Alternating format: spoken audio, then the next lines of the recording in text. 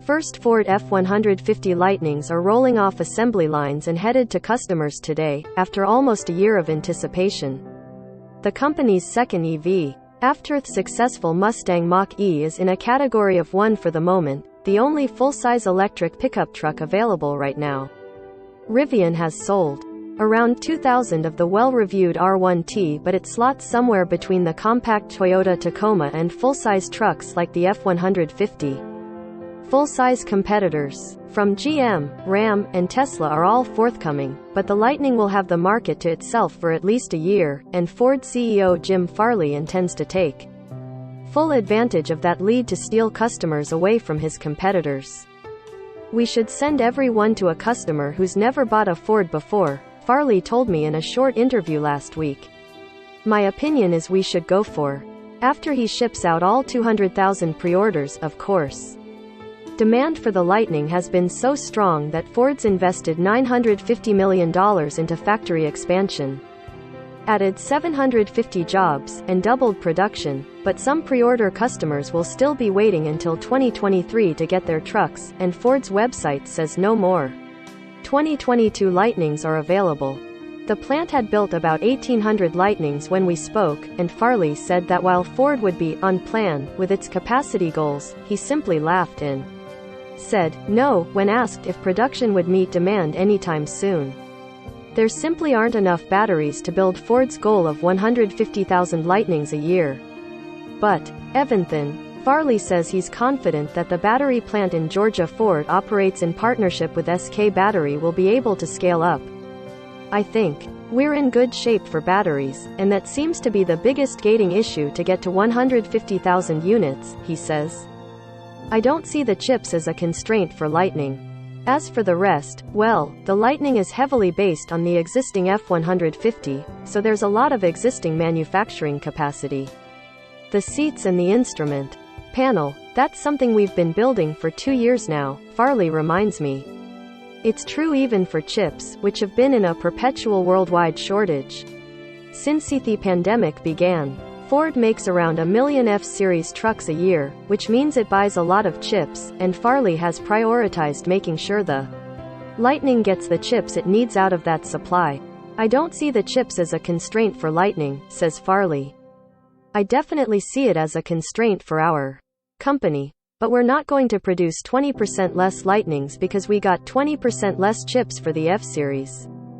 Farley says Ford will have to stay focused on pre-orders for 6 months to a year, but then he wants to aggressively market the Lightning to people shopping for other truck brands. Truck owners are famously loyal, of course, but Farley thinks having an actual EV truck people can buy will entice switchers. "If you're offering something and it can be bought, that's a pretty big advantage," he says.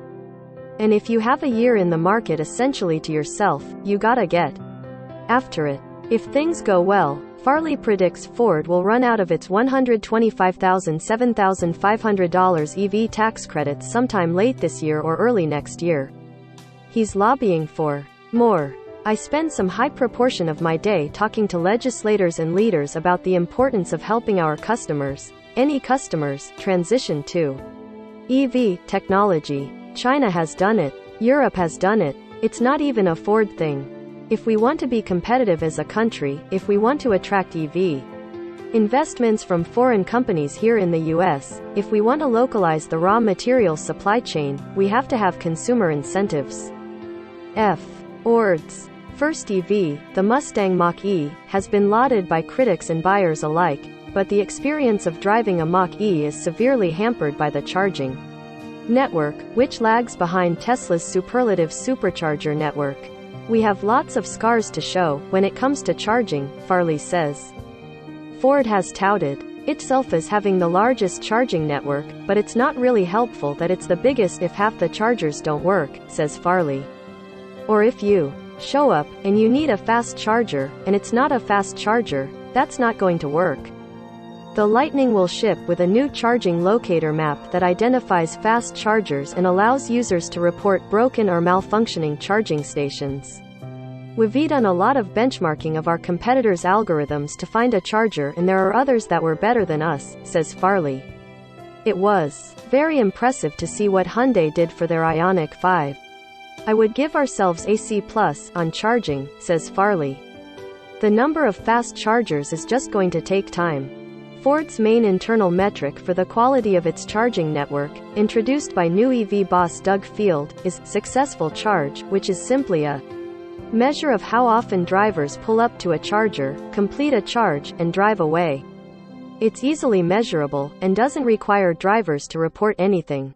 The data reveals there's a lot of work left to be done. I would give ourselves a C+ on successful charge, says Farley.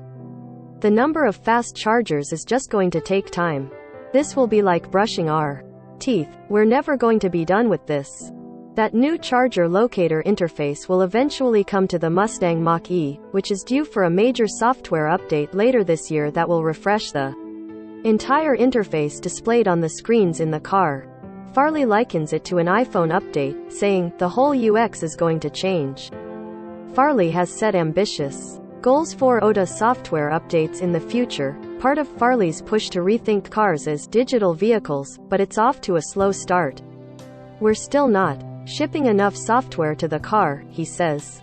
Field, coming off stints from Apple and Tesla, has begun to improve things. We had some difficulties with Blue Cruise when Doug got here, Farley says, discussing Ford's Level 2 driver assistance system, which was released as a software update for vehicles that had the right hardware.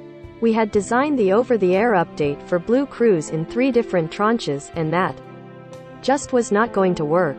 So we've simplified it down. We're getting a lot of Blue Cruise downloads now. Of course, the biggest software change of all will come when Ford's collaboration with Google on an entirely new Android-based sync infotainment stack that has Google Maps and other services arrives next year.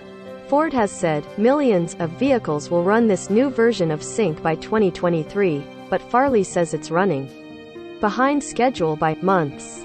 Ford's new Android-based sync system will be delayed to later in 2023 and current cars won't be upgradable.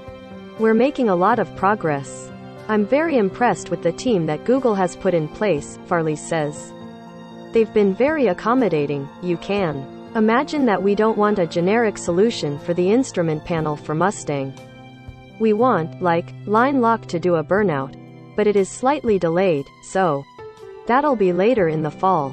Current Ford vehicles will not be upgradable to the new Android-based sync, which means these first Lightnings off the line will have Ford's existing Sync 4 system, while 2023 Lightnings that ship next year will have the new Android-based sync, a potential silver lining for impatient pre-order buyers. Farley recently reorganized Ford into 2 divisions, Ford Blue, which makes traditional cars, and Ford Model E, led by Field, which will make EVs. Farley says the Lightning is just the first of a portfolio of trucks, and that Field and his team have the freedom to invent radically new vehicles to compete against Tesla and others. We are not going to serve the entire market with just one product, say Farley. Our strategy is definitely to electrify our icons, like the Mustang and F-150. But just because we're electrifying our icons doesn't mean we're going to be kind of rote in approaching that. So don't expect an Ranger Lightning or a Maverick Lightning, even if an EV Maverick seems like a great idea. The goal, in the end, is to allow the Model E team to build new kinds of EVs that compete directly with Ford's existing vehicles and let the chips fall where they may. Asked if he's ready to mediate disputes between Ford's huge traditional car business and his upstart EV division, Farley laughs. I think if we do our job right, I'll be worrying about that for the rest of my career.